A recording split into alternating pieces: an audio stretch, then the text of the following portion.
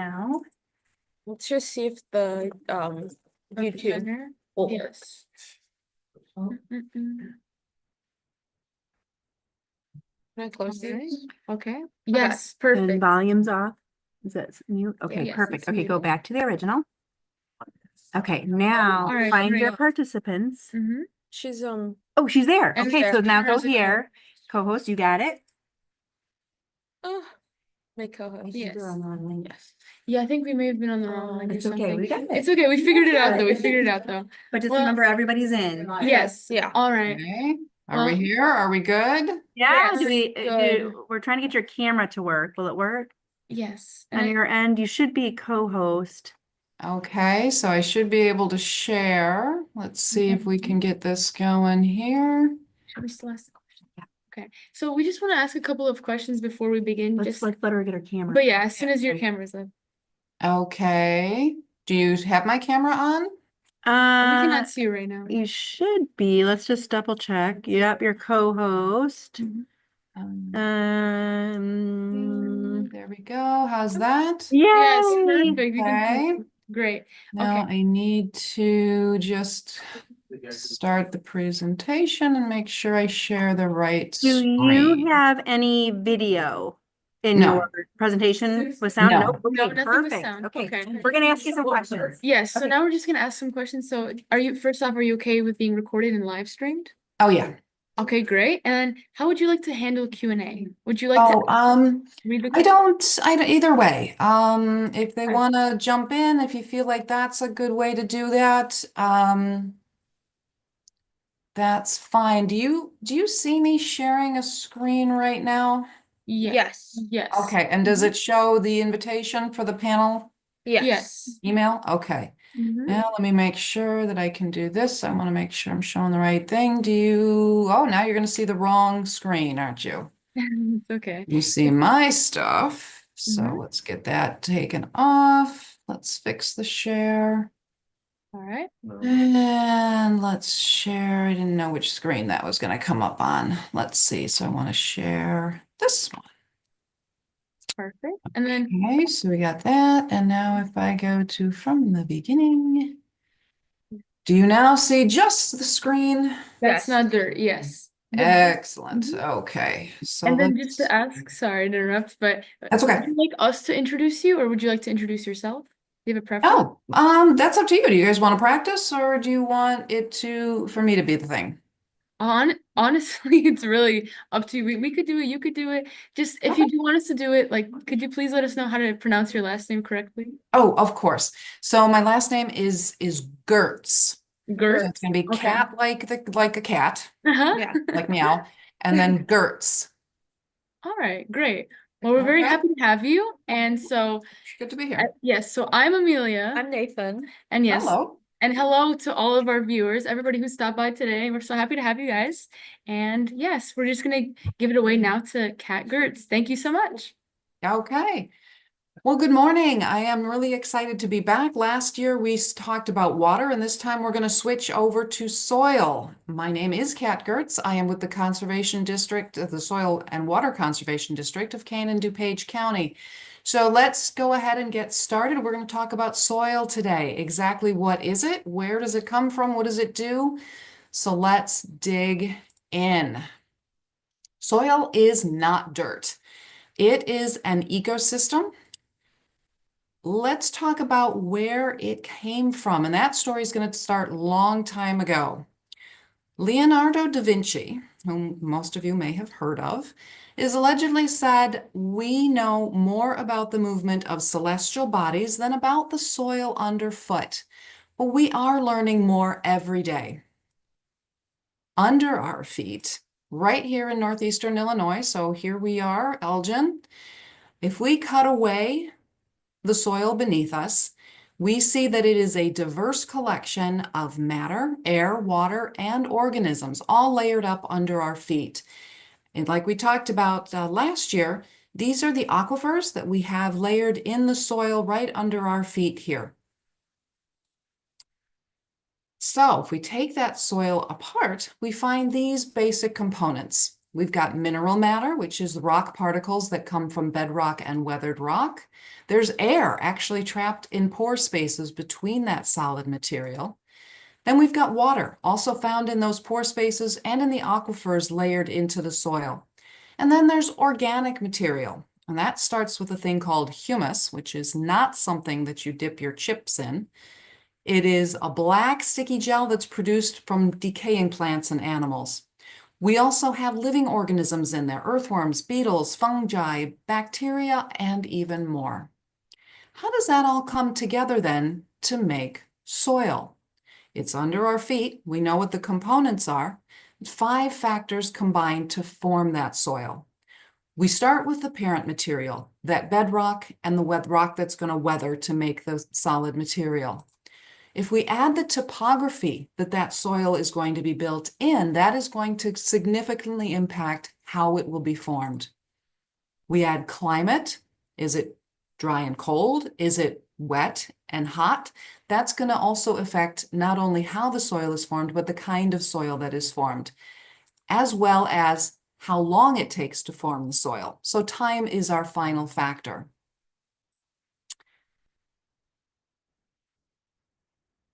The Wisconsin glaciers and the glaciers here in northeastern Illinois in general have done an incredible job of impacting the soils as they're being created. So when the Wisconsin glacier came in here about 24,000 to 10,000 years ago, it kind of steamrolled across our landscape. It carried with it a variety of material. We can find stones here from Canada. And then those were left behind as the glaciers retreated. But the way the glaciers move across the landscape, it's similar to when you see a road being built. You've got a bulldozer, which is pushing things across the landscape, but we've also got sort of a rolling steamroller kind of effect, where the glaciers are rolling over and they're crushing and grinding and digging things, and they're creating a variety of features as they go. This is all critical to how the soils in northeastern Illinois were formed. And when they retreated, they left this topography behind. Profiles and horizons are the layers that we saw in that cutaway.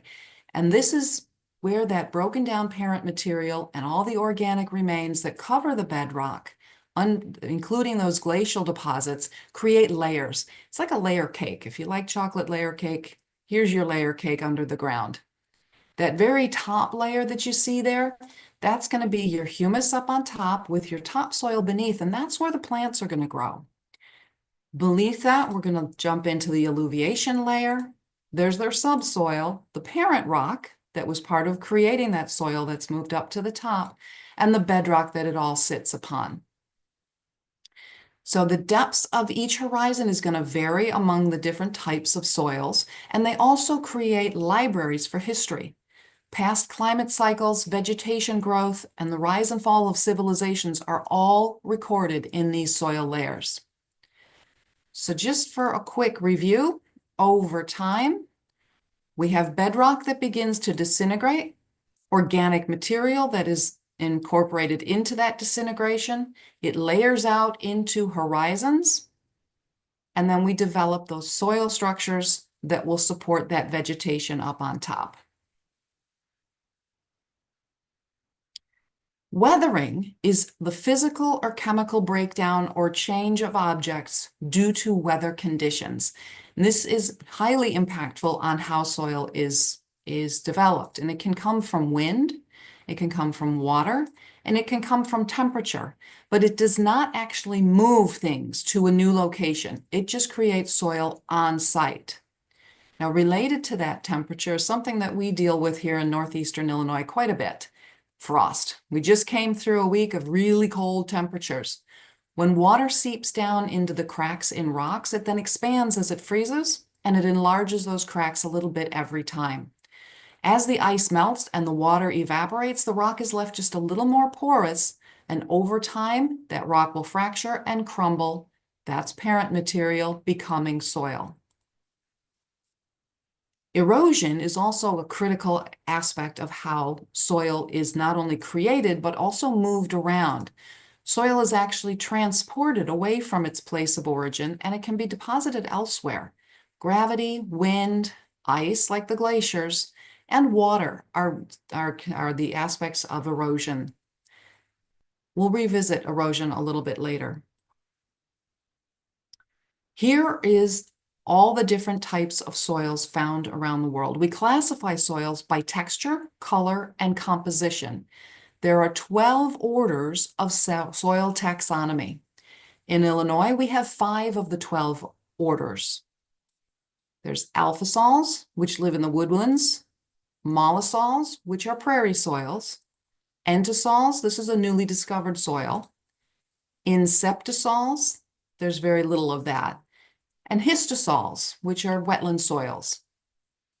Mollisols and allosols are the dominant soil types in Illinois. Here's a distribution map for all of the US for those orders of soil. That dark green belt in the middle, that's the prairie soils where we discovered that food crops will grow so very well. Illinois does have them as well. You'll see them over here. And that's due to the glacier action pushing it down into the state of Illinois. So, every state has chosen mascots. In Illinois, we've got the state bird is a cardinal. Our tree is a white oak, and we have a state soil. Every state has a state soil. Illinois, on the far left there, the Cane DuPage Soil and Water Conservation District soil scientist, his name is Mark Bramstead, he actually helped to create this display for the Smithsonian Institute. There is a section for every state in the United States. The display now lives in St. Louis. If you want to visit it, it's down there. But if you take a look at all these different soils, you can see, even within the United States, how different all the soils are from state to state. And here in Illinois, our state soil occurs in more than 1.5 million acres in almost half of the counties across the state of Illinois. It's designated as prime farmland, and it's one of the most productive of the 560 types of soils in Illinois, and it's called drummer. Within the soil orders in Illinois, there's over 600 soil series. So a series can be loosely compared to species in the plant world. There are more than 10,000 soil series worldwide, so you can see how diverse soil actually can be. Soils have common names, which are mostly based upon a geographic feature that was near where the soil was first described and established. For Drummer in Illinois, it was established in Drummer Township along Drummer Creek in Ford County, Illinois. This map of Illinois here shows the 600 soil series and groups them into 60 categories. Soil is far from being just dirt. It has huge variations, and you can learn more about those soils here in Illinois or any state by visiting that QR code that's the Natural Resource Conservation Services webpage.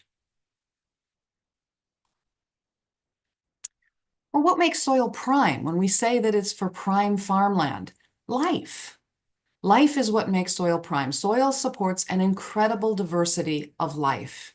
In fact, soil is home to more than 25% of our planet's biodiversity. Plants nurture a whole microcosm of creatures in the soil, which in turn feed and protect the plants.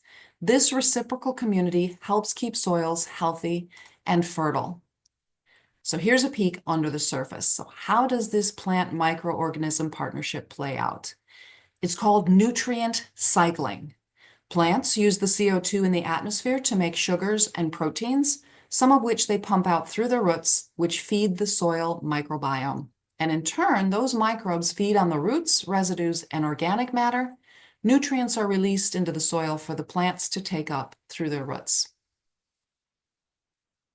Beyond being a living biodiverse ecosystem, whoop, goodness, going a little too fast for myself here.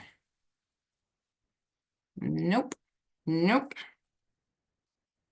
We want to go the other way. There we go. Beyond being a living biodiverse ecosystem, soil also serves as carbon storage. You've heard through climate change about how carbon needs to be stored. almost twice the amount of storage as is in the atmosphere, and all the living organisms on Earth combined is stored in the soil. In view of the climate change issues that we're facing, ensuring that our soils are healthy is mission critical. An important part of that soil is the health of the ecosystem that's in place above the soil surface. Making good choices about how land is used and what vegetation we choose to protect, restore, and plant is crucial. Plants use that CO2 in the atmosphere to make sugars and proteins, and then they pump them back out through their roots to feed that soil microbiome. So do you think that what humans do on the surface of the earth matters? Well, everything we've learned so far says yes. So let's time travel. We're going to watch the change in our land use in northeastern Illinois over the last 200 years with these maps, and then we're going to peek into the future. So here we are 200 years ago. It's 1830. This is northeastern Illinois.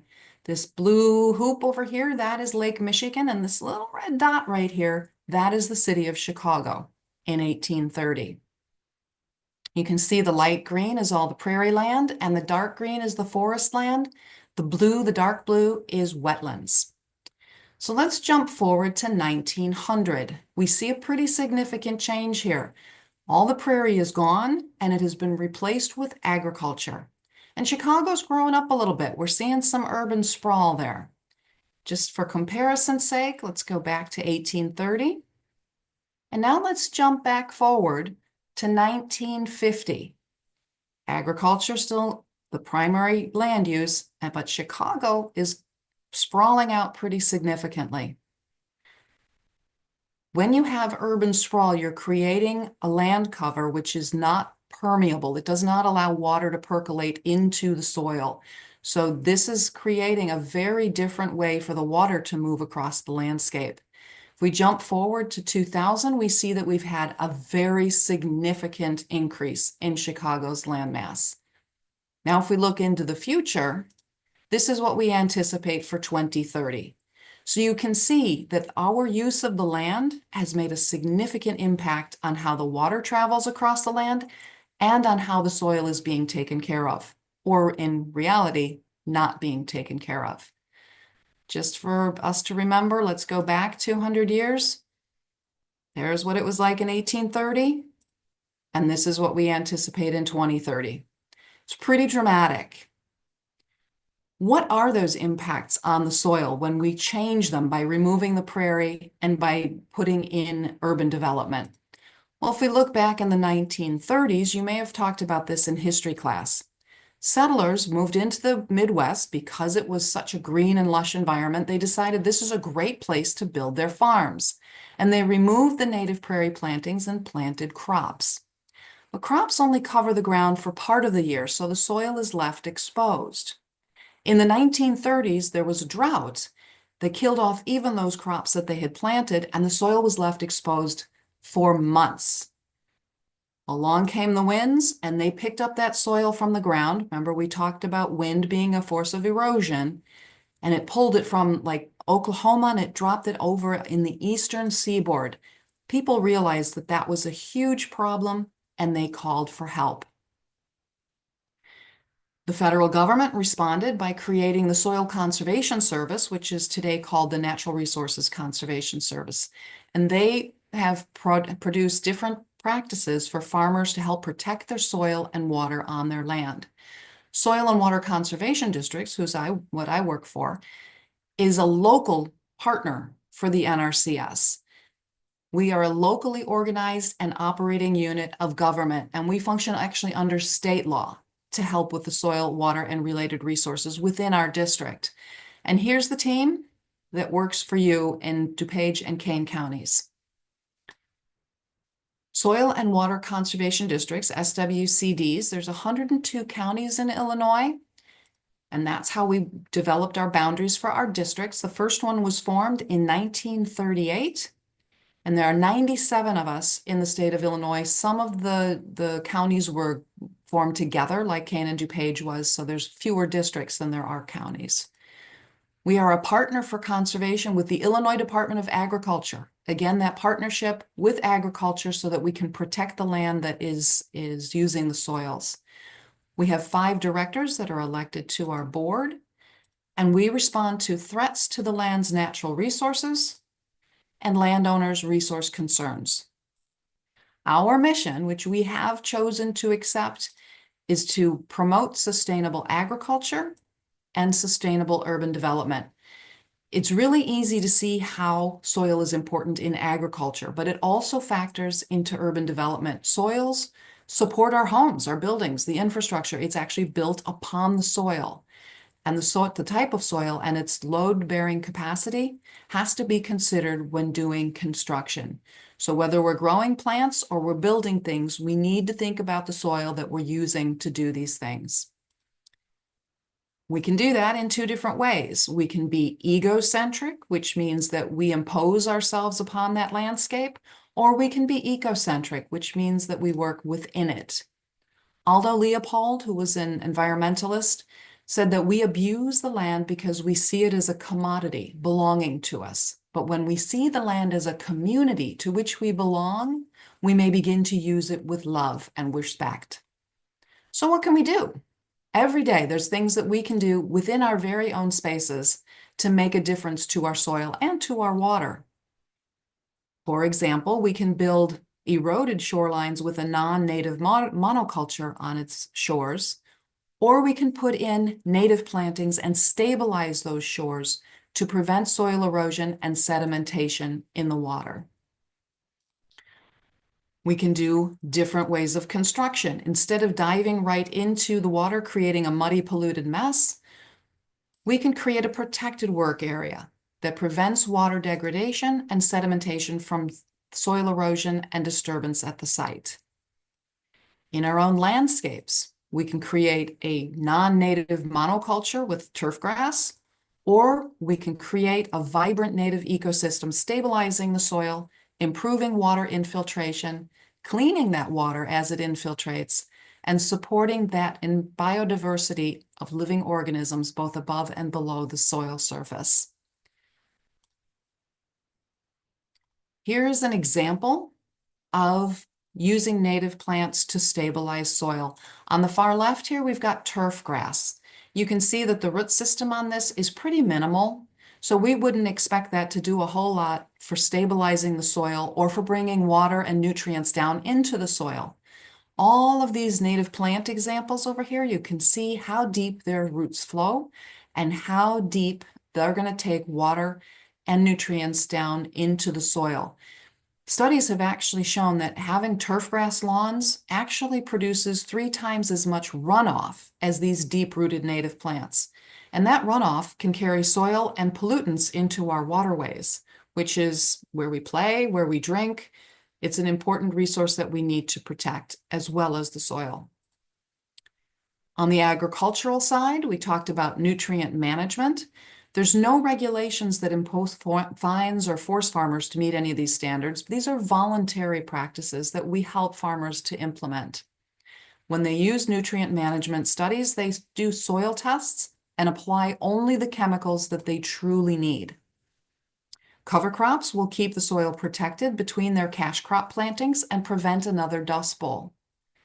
Tilling options that are not as destructive to the soil structure and those ecosystems that we saw living within them are also another crucial tool. And there are many more. This map demonstrates how much soil is actually being eroded away by water movement across the surface of the land. You can see Illinois, here we are, we're in red. We are a highly eroded area. The soil is eroding off of our farmland, running down the Mississippi River down to the Gulf of Mexico. So altogether, essentially, all life depends on soil. There can be no life without soil and no soil without life. They have evolved together. This is from Charles Kellogg, an American naturalist in the early 20th century.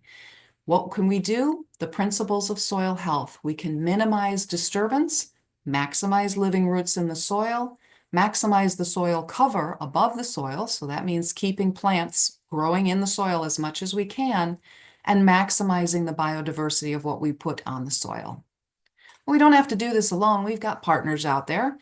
In that mission, we've got federal, state, and local agencies that we work with.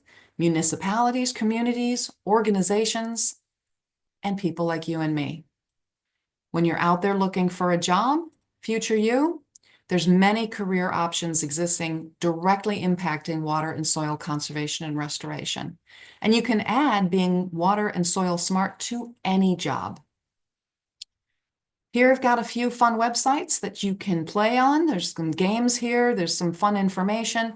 The IllinoisSoils.org website is actually the Illinois Soil Scientists Association that our soil scientist is a part of. And they've got a lot of information about the different taxonomies of soil. And that's what I brought for today. Do we have questions? Anybody want to ask anything? Clarifications? Yes, thank you so much for your presentation. That was great. We're so excited. And I think just to start off with Q&A, we have some questions of our own actually that we'd like. So first off, is there any way you could expand further on the concept of soil erosion? Oh, absolutely. We have an echo. There are several different aspects of erosion. It can happen. So erosion first is when you're moving the soil from one place to another. It's not something that's static. So the things that can erode soil are wind, gravity. It can simply fall down a slope. So that's why topography is so important to how soil is created and maintained. It can also be ice that can move it, such as the glaciers did, as well as water. We saw on that map that water is moving soil off the state of Illinois at an alarming rate and dumping it out into the Gulf of Mexico. It literally is taking the surface of the soil away from where we want to plant or build and have all of the different infrastructure that we have for our life. One of the things that's important to remember is that we move soil very quickly, whether it be through our own activities or with erosion. But the way soil is formed can take hundreds and even thousands of years. So replacing that soil is going to take a heck of a lot longer than it does to get it moved away by erosion or by human intervention. Thank you so much for your answer. Next, what is the most harmful to soil and how can we ensure we are not harming our soil with what we grow? Okay. I would say that probably the two key things that you want to look at is not disturbing the soil, because we saw the microbiome in there that's going to help your plants grow because they work in a symbiotic relationship. So simply digging a hole and planting a seed or a plant rather than tilling or hoeing and completely tearing the soil apart. When you break up the soil structure, you're breaking up those creatures and the structure that is allowing the water to infiltrate and the nutrients to be able to be available. The other thing would be being careful on what you apply to the soil. Fertilizer, herbicides, pesticides, these things all sit in the soil and will be taken up into the plants that you plant, potentially even contaminating the foods that you're going to eat if you're growing for food. So limiting the amounts of inputs to what you absolutely need and using regenerative, non-chemical types of practices instead will keep your soil healthy and will keep the plants that you're growing healthy. Everybody and yes, thank you. So now we're going to move it to Q&A. So if anybody else watching has any questions, please put them into the Q&A. And yes, you have the floor. Would you like us to read them or? Would you please? Because I don't Yes, see them. of course. Okay. So first off, since soils can move around, do they ever change those soil maps? Okay. The soils do move around. The types of soils in any one area don't change, because if there's going to be soil rebuilt, it's going to be built the same as it was. But the soils where they moved to, obviously they're picking up soils that are different, right? So the soil maps are updated on it's not a very frequent basis. Currently, the soil maps that we have are from probably the most recent 1970s is the most recent surveys that have been done. We do go out and test soils on any individual site to ensure that what a farmer or a landowner is doing is specific to the soils that they have there. because if topsoil is moved away, the soils that are underneath are going to behave a little differently than what used to be there. So that's a really good question. It is something that should evolve over time. Just a clarification question. What do you mean by testing soil? Ah, okay. So when a soil scientist goes out into the field, they can literally, we've got different tools that we can take a core sample from the soil. It can be something as simple as it's about a foot long core that you do manually. You take a foot of soil, that's going to give you your topsoil. Or you can go and you can get a boring machine, which typically sits on the back of a truck. And that's going to take a sample down probably about 4 feet down into the soil. And it's going to take those horizons that we talked about earlier, the layers of the soil, and it's going to tell us about what the composition is. We are going to look at soil structure, so what it's made of. We're going to feel it, see what the different types of materials that are in there. You can have clay, you can have loam, you can have sand. And that's going to depend on the type of soil, is going to have a different percentage of each of those things. And that's going to depend or cause different ways for the water to move through the soil and how the nutrients are taken into the soil, as well as how and what kind of plants can grow in that soil. So we look at texture, composition, and color. Color is another one because that tells us what the chemicals are in the soil. Iron-rich soil is going to be very red, for example. Okay. How does erosion affect biodiversity? Well, if you're eroding away the soil, it's going to carry with the soil biodiversity. The things that are living in the soil, they're going to get carried away with that erosion. And it's going to also change what can grow on top of that soil because that has changed the surface that they have available to grow in. So when you look at the circle of life, the things that eat the plants, and then the things that eat the things that eat the things that eat the plants, it's a big cycle and it's going to change what lives in any particular area. You've probably heard about growing native plants to support butterflies. If the native plants don't like the soil that they're being grown in, they won't grow there, and that affects the butterflies that live in the area. So it's the cycle of life. Awesome, thank you so much. Our next question is, how do soil microorganisms impact nutrient cycling? Ah, okay. That was the slide that we had a bit ago where we have the different microbes in the soil are fed by the plants and the sugars that they give off that they build by using the CO2 in the atmosphere. In turn, the microbes, they poop, they pee, they die, they give off nutrients that then will cycle back to the plants and provide food and allow the plants to grow stronger. So it's a cycle under the soil or in the soil between those two symbiotic organisms.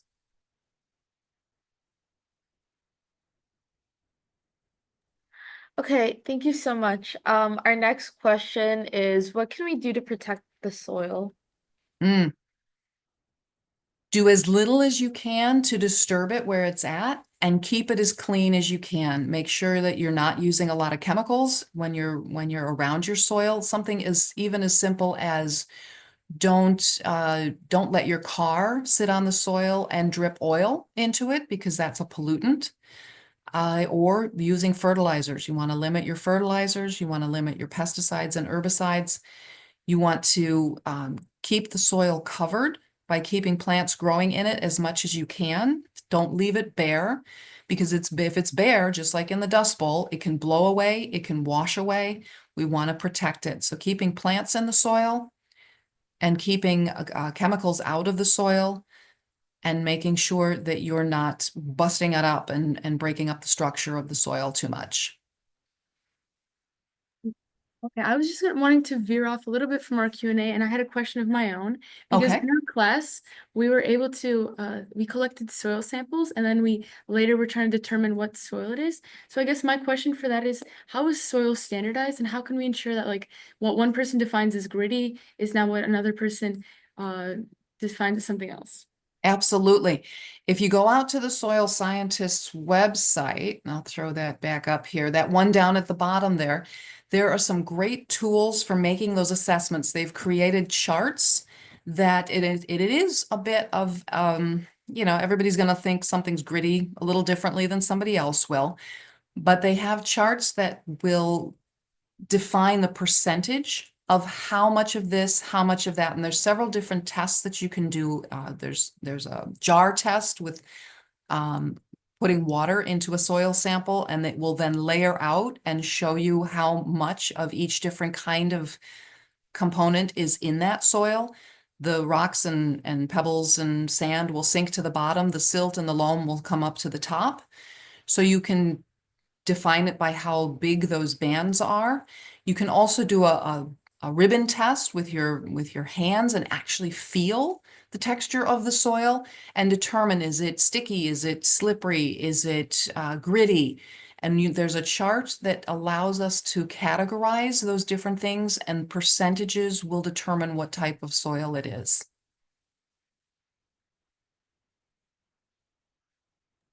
Thank you. That was so interesting. Like I didn't know that you could like put it in a jar and like with water and Yeah, we might have to Mhm. try that out actually. Yep, it's very cool. You need to leave it sit for about a week and let it settle out, and then you can see what the different layers look like. Yes, so now let's hop back to Q&A. What is the most common soil? Oh, goodness. There is, boy. So that depends on where you are. Every place in the world has its own kind of soil because the parent material is going to be different, the climate, topography, all of those things impact what kind of soil is going to be created there. And there is no one kind of soil. There's thousands of soils all over the globe. So there is no one kind. It really is very local and dependent upon where you are and what has been happening in that region. Great. So, do trees always have the biggest roots to help the soil? You would think so because they're big, right? Trees are really big. When we think about native plants, though, they have not just one big taproot, which is often what a tree has. They'll have a big, deep taproot, and then they'll have some roots that just are up at the surface of the soil that they use to collect water from rainfall.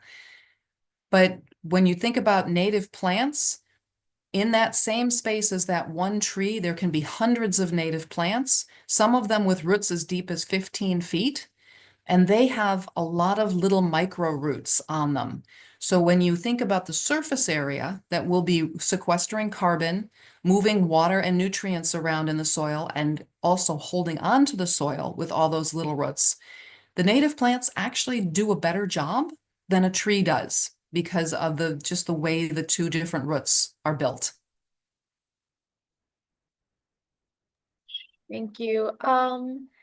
Izzy asks, what's the relationship between soil pH and plant health?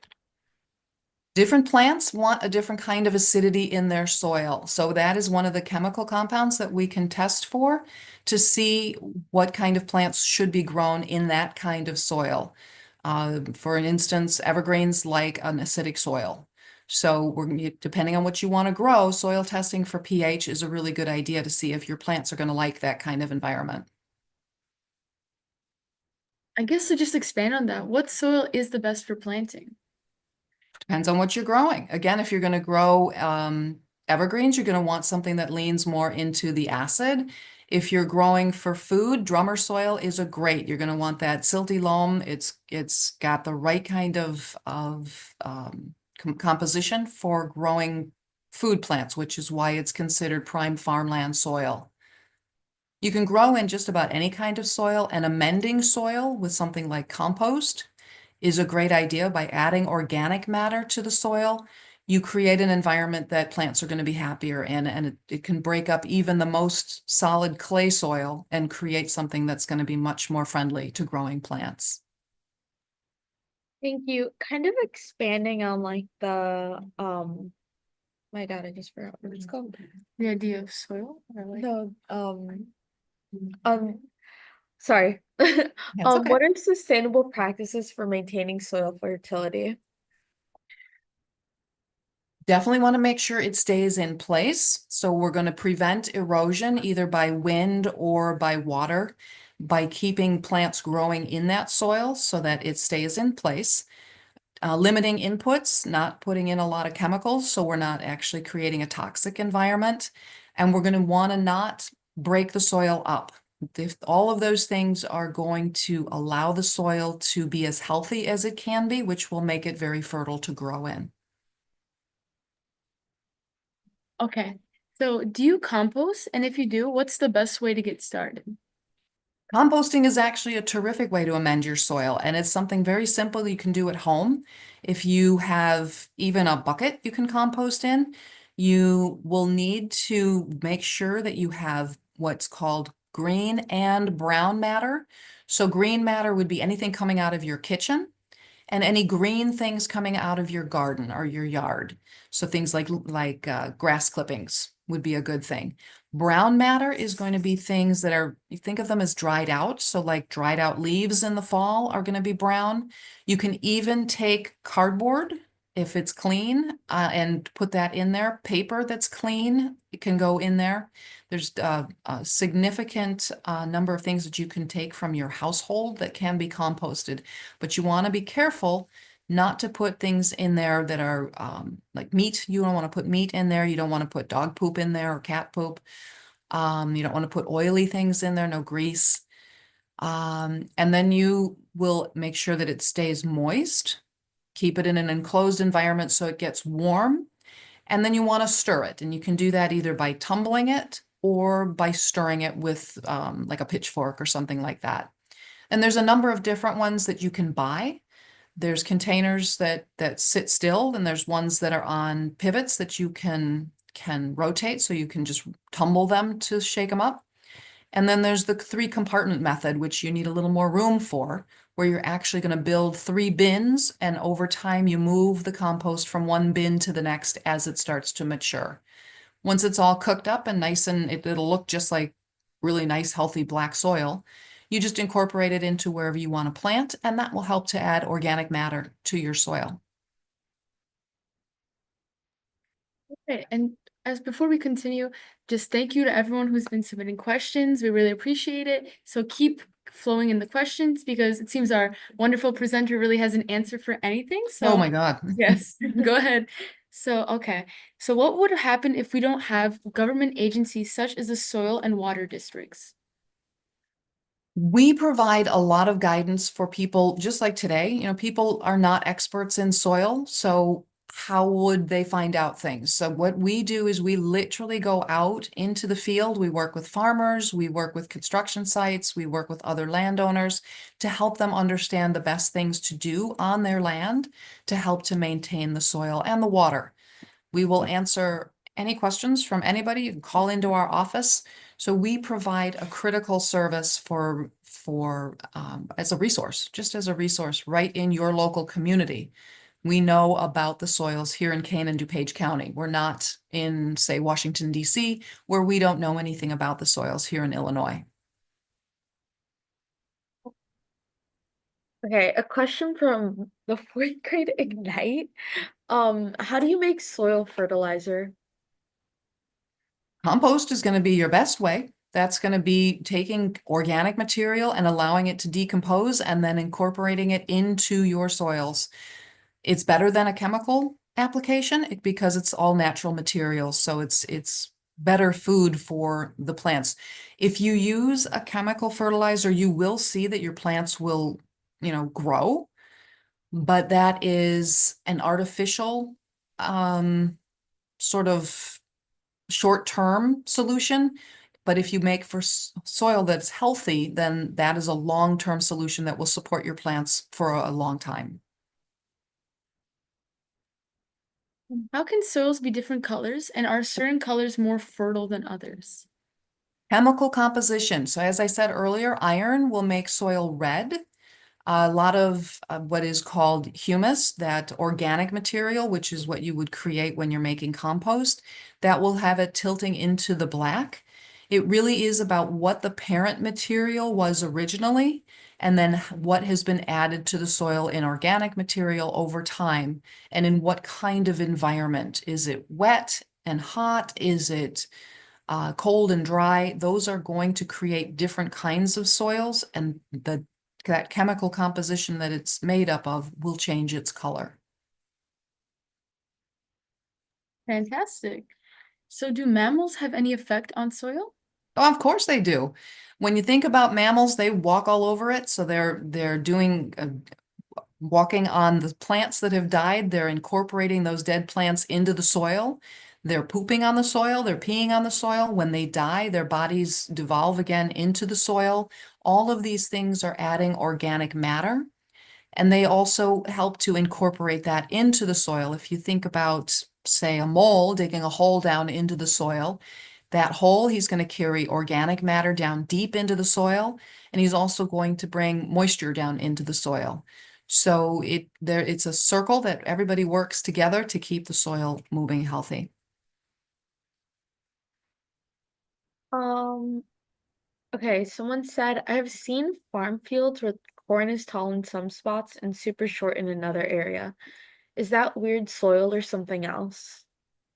There can be a number of factors that happen there, but oftentimes it is that the soil there is perhaps compacted. That might be where you see the tractor has made a lot of turns. He's been driving on that soil, and the soil's been compacted, so the roots are having a hard time growing in there. It can also be that the nutrients in that particular section of the soil are different. Soils can change in a very small, like the types of soils can change in a very small region. From one area in a farm field to another can be a different kind of soil. And that soil where the corn is short might not be a good soil to grow corn in. Um, how do earthworms and other decomposers contribute to soil quality? Well, you said it there, right there. They're decomposers. So when you think about the little creatures that are living in the soil, they eat things and decompose them and poop them out the back end. So they're creating organic material that will add to the soil, add to the nutrients of the soil. They also, in burrowing around, they add air to the soil. We talked about the air pores. We also see them, the things that they give off are things that the plants need to eat. So then the plants are going to be healthy and help to maintain a healthy soil as well. So it really is a cyclic environment where it all works together.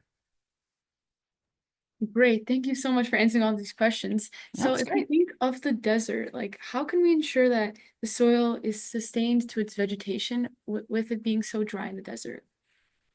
The desert soil is exactly what it needs to be for in the desert. It has developed there, and the ecosystems that developed in the soil and on the soil is exactly what it needs to be in a desert environment. That's the really cool thing about the different ecological niches that we have. It's a cycle that belongs specifically to that space. So if you were to move that desert to, say, Illinois, the Illinois plants would not be happy in it. But the plants in that desert, they're happy there because all of the things that work together are built to work together in that environment.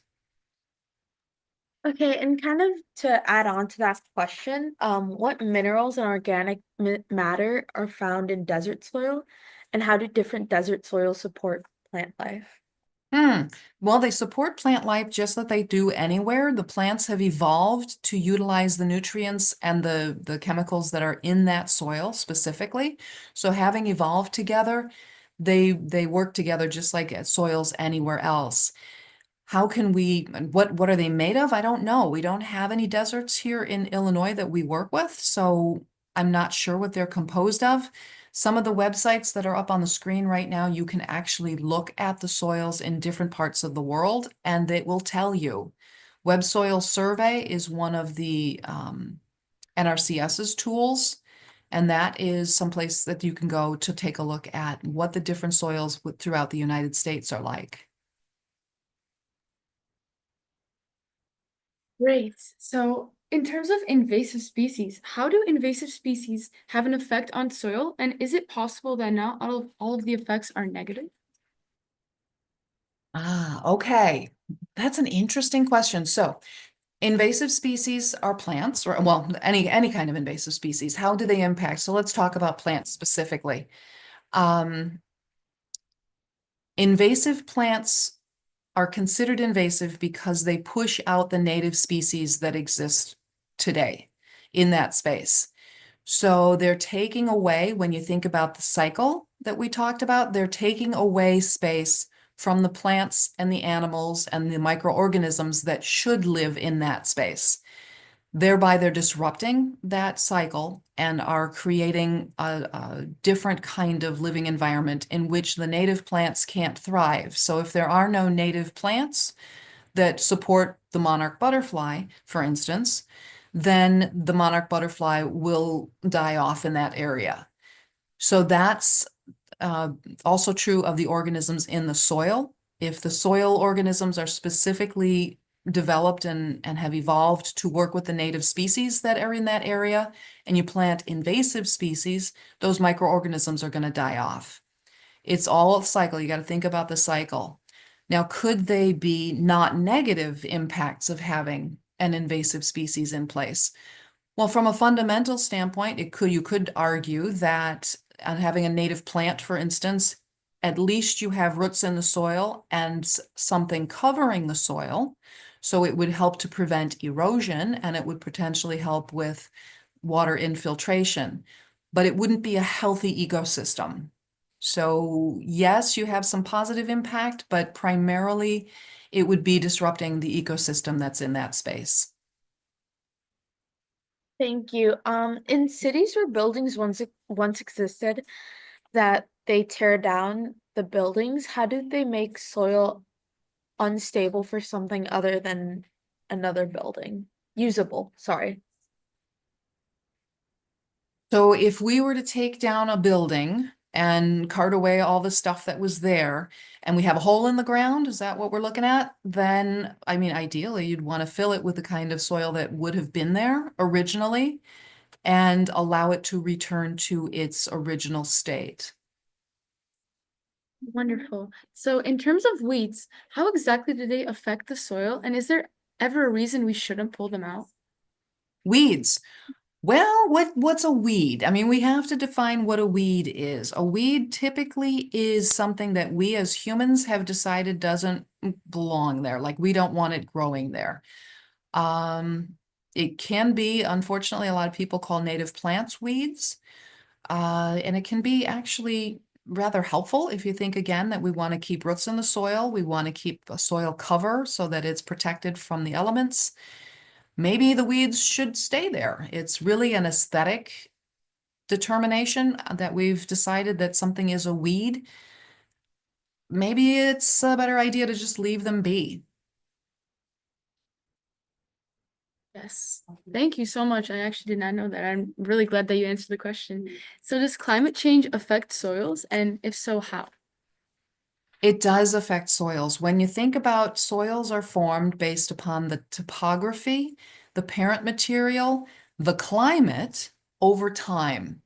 So if we have climate change happening in a given area, it's going to change the conditions of the climate in that space, which means it's changing one of the factors that create soil. So it's going to change how that soil exists and how it's created. It does take a very long time to make soil. We're talking hundreds and thousands of years.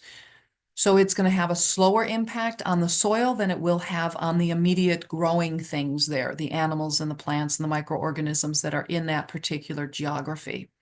But yes, it will change how the soils are created and what kinds of soils are created because the climate is one of the factors that impacts how soil is made. Thank you. Someone asks, what's your favorite type of soil? Drummer, no doubt. I have Drummer at my home, and Drummer is a fabulous soil to work with.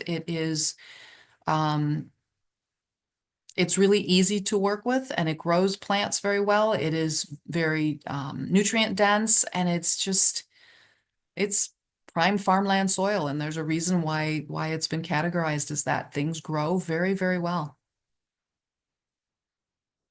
Thank you for answering that. So how do different countries protect their soil biodiversity through policies and conservation efforts? Mm. Well, if they're wise, then they're going to put in place things that are going to keep their soil safe, and they're going to keep it protected and keep roots in the soil and plants growing.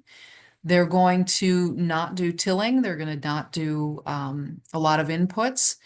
And they're going to, if you want to protect something, you have to keep it safe from anything that's going to damage it. So we don't want to be importing soil here from Africa. That would not be something that is native to our area. So the soils would not be the appropriate thing to have here, or vice versa. So those are ways, they're universal across the globe, are the things that we instruct and help to help people understand what we do here in Illinois. It's universal across the globe. Um, how do things like farming and deforestation impact soil? Well, if we take for instance, the forests away, now the soil is exposed, and it's exposed to the elements, and we've taken away one of the key players in the cycle of nutrients and how water is carried into the soil. So that is going to make a big impact on how that soil health is going to progress, and whether or not the soil can actually stay in place or if it gets eroded away. The Dust Bowl is a prime example of how agriculture impacted the soils of the Midwest. We took away the prairie plants and we installed our agricultural plants, and the Dust Bowl happened, and soils eroded away by wind, and now we see it eroding away by water. So keeping soil in place on an agricultural field is a key component of how farmers run their operations. Perfect. Thank you. So in terms of fracking, how can we limit oil spills from occurring and damaging our soil? Wow, that is outside of my scope. I have no familiarity with that at all. I'm so sorry about That's that. okay. No, it's all good. So are there any policies you believe that should be put in place in order to protect our soil? The things that we're working on right now, we have opportunities for farmers to get technical support and learn about how to do no-till and how to limit their inputs, their chemical inputs, perhaps even becoming organic. We also can have the opportunity to provide them with what's called cost share dollars, where as they learn to do these things, we can provide them with some money to help them get over the time that it takes for them to learn, because they're obviously, when you do something new, you're not as good at it. And there might be a period of time where they won't produce as much and won't make as much money. And they do need, this is a business, they need help to be able to continue to run that business in a profitable way. So we help get them past that. Those are some of the key aspects of what we do at the Soil and Water District with our partners at the Department of Agriculture. And just one final question. How do soil microbes contribute to national biodiversity? To natural biodiversity? Yeah. Okay. Well, they're living in the soil, and they're going to be partners with the plants, and then partners with the plants plants are partnered with the animals that eat the plants, and the animals that eat the plants are eaten by the other animals. So it's a big cycle of things that everybody feeds everybody else, and it all comes back down to everything decomposes into the soil. So it all comes back to the original microorganisms in a big cycle. Wow, well, thank you so much for answering all of those questions. We had a lot of questions and you answered them Absolutely. all perfectly and you gave them all the same attention. So Oh, if we would just like to give you another round of applause for your yay. amazing Okay. presentation. We I'm so really glad to be appreciate here. you coming back another year. And yes, and thank you to everyone who stayed till the very end throughout these questions. And yeah, we're very happy that you were able to present today and you did a wonderful job. Oh, thank you so much for having me. Of Enjoy course. the rest of your presentations. Thank you. Thank you. Have a great rest of your day. You too. Thank you so much.